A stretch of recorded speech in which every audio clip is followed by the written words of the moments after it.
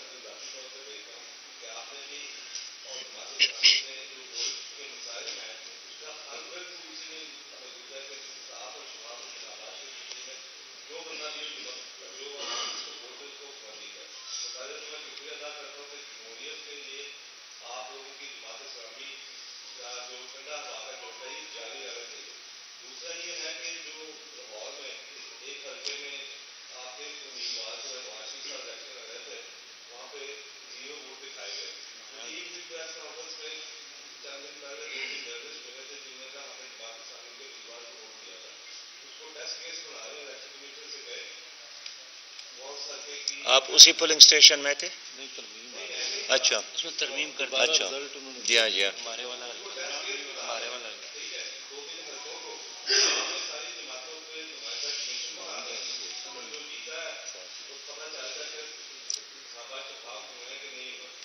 دیکھیے مجموعی طور پر بھی ہم الیکشن کمیشن پہ بات کرتے ہیں اور یہی وجہ ہے کہ ہم نے پورے ملک کے حوالے سے ایک آزاد تحقیقاتی کمیشن کا مطالبہ کیا ہے.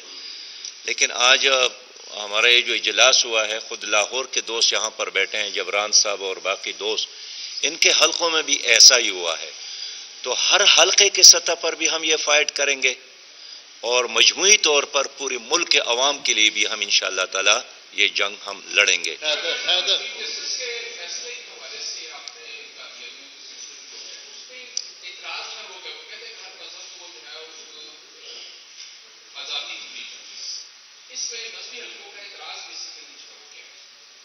کن حلقوں کا؟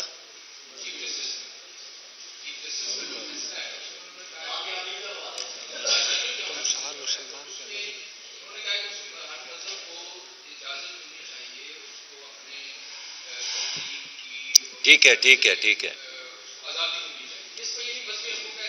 دیکھیے وہ مذہبی آزادی ہے قانون کے اندر،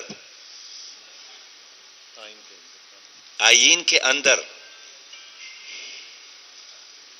اب ہم قادیانیوں کو لیتے ہیں، وہ اپنے آپ کو غیر مسلم تسلیم کرے، ان کو تمام اقلیتوں کے حقوق دیے جائیں جو ہمارے آئین میں موجود ہے. لیکن اب تک انہوں نے ہمارے آئین کے اس فیصلے کو قبول ہی نہیں کیا ہے. امتناع قادیانیت کے حوالے سے جو قانون موجود ہے اس کو تسلیم نہیں کرتے ہیں. پھر یہ ہے کہ چیف جسٹس کے اس بیان پر میں اس مجلس میں مزید تبصرہ نہیں کروں گا، اس لیے کہ میرا خیال ہے، میرا یقین ہے کہ وہ انشاءاللہ تعالی اس پر نظر ثانی کریں گے.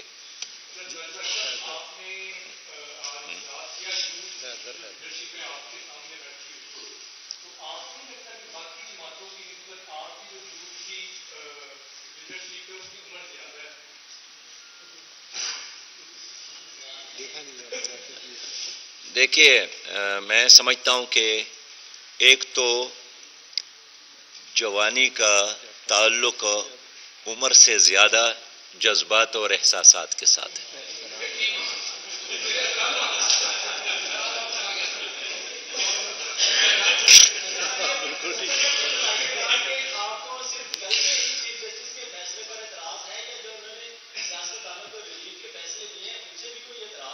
کون سا فیصلہ؟